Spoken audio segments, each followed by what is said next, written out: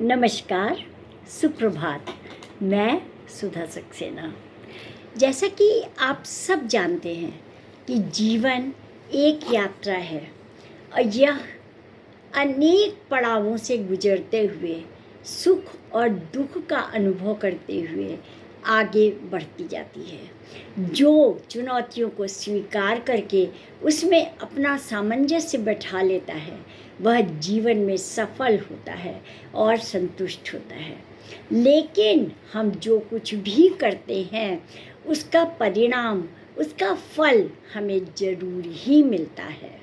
आइए आज कर्म फल पर ही कुछ चर्चा करते हैं।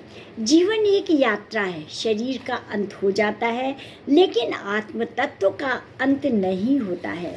आत्म तत्व प्रत्येक जन्म में अपनी यात्रा करता रहता है, वह संस्कारों को वहन करता रहता है।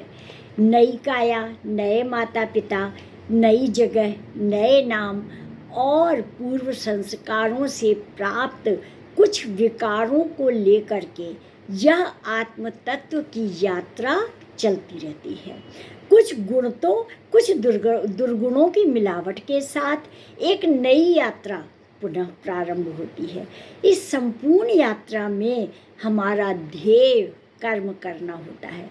रामचरितमानस में तुलसीदास जी ने भी कहा है कि यह विश्व कर्म प्रधान है और इसीलिए मनुष्य को कर्म करना ही है, हर क्षण कर्म करना है। इस संदर्भ में ध्यान देने वाली बात यह है कि जब हम कर्म नहीं करते तब हमारी इंद्रियां, मस्तिष्क और हमारी कल्पनाएं कार्य करती हैं, अर्थात कि हम सूक्ष्म रूप से कार्य कर रहे होते हैं और वो भावनाएं हमारे इंद्रियों के द्वारा व्यक्त कार्यों को प्रभावित करती हैं।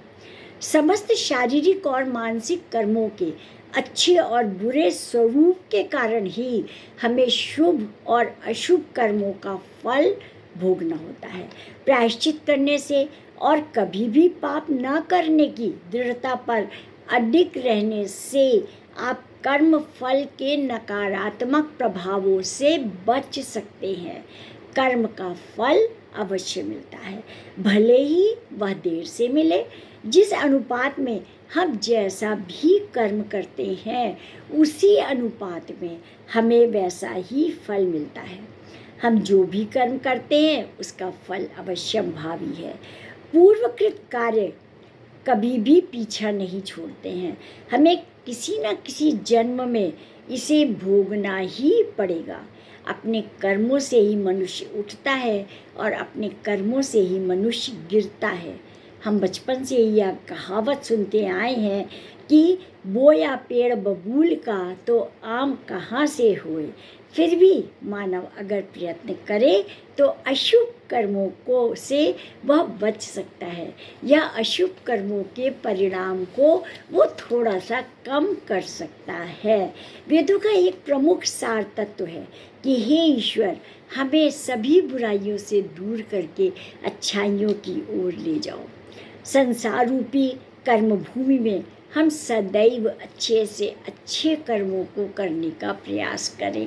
अच्छे कर्म हम तभी कर पाएंगे जब हमारे सद्विचार होंगे, क्योंकि हमारी भावनाएं ही कार्यों को प्रेरित करती हैं और यदि अच्छी भावनाएं होंगी तो हमारे कार्य भी अच्छे होंगे और अच्छे कार्य होंगे तो उसके परिणाम भी अच्छे होंगे। और यदि सद्विचारों के प्रति हम दृढ़ संकल्पित होंगे तो ईश्वर हमारा साथ अवश्य देगा।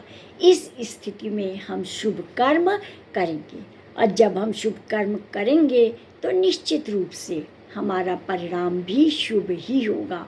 और कहते भी हैं कि अगर एक कदम अच्छा चलो तो ईश्वर हमें 10 अच्छे परिणाम देता है, 10 अच्छे विचार हमारे मस्तिष्क को देता है।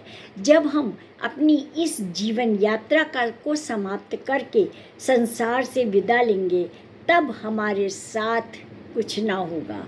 यदि कुछ होगा तो वो केवल हमारे अच्छे और बुरे कर्म ही हमारे साथ होंगे, जिसका कि फल हमें निश्चित रूप से भोगना होगा। तो इसलिए यदि हम देखें तो सदैव हमें सद्विचारों की ओर ही अपने कदम बढ़ाने चाहिए, क्योंकि विचार ही प्रमुख होता है। तो आज इतना ही। आप सब ने मेरे चैनल को लाइक और सब्सक्राइब किया, उसके लिए आपका अतिशय धन्यवाद।